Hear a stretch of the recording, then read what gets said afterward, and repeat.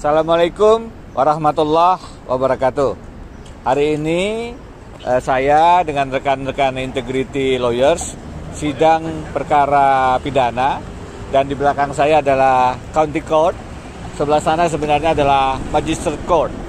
Sambil bersidang praktek perkara di Australia, kita tetap memantau apa yang terjadi di Indonesia.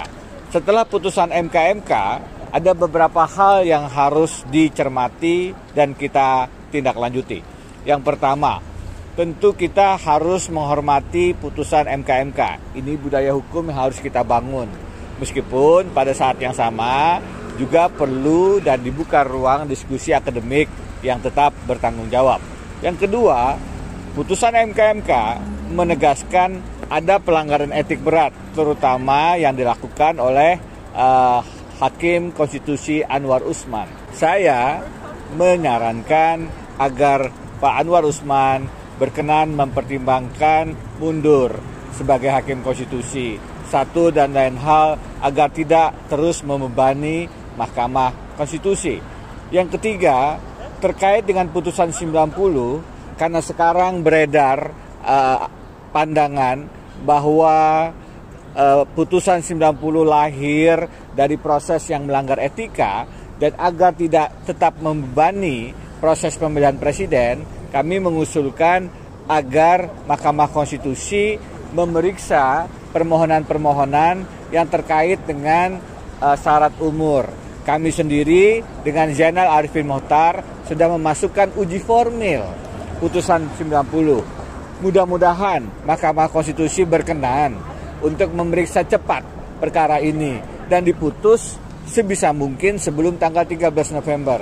Karena apa? Karena KPU sudah menyatakan bahwa sebelum tanggal 13 masih dibuka kemungkinan penggantian pasangan calon, karena penetapan pasangan calon baru dilakukan pada tanggal 13 November.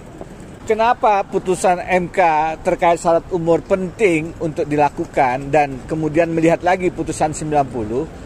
Karena memang yang bisa mengubah putusan Mahkamah Konstitusi hanyalah Mahkamah Konstitusi sendiri, sehingga tidak menabrak prinsip final and binding sebagaimana telah ditegaskan dalam putusan MK. Nah, putusan Mahkamah Konstitusi yang kemudian bisa melakukan evaluasi atau apapun namanya terhadap putusan 90, penting agar Pilpres kita tidak terbebani pendaftaran calonnya oleh putusan yang hadir dari pelanggaran etika. Dan ini juga akan memberatkan perjalanan pemilihan presiden kita ke depan.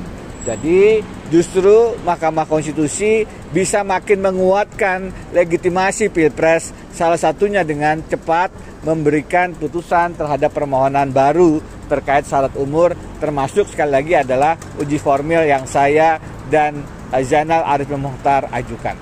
Demikian dari Melbourne, saya Denny Indrayana. Assalamualaikum warahmatullahi wabarakatuh.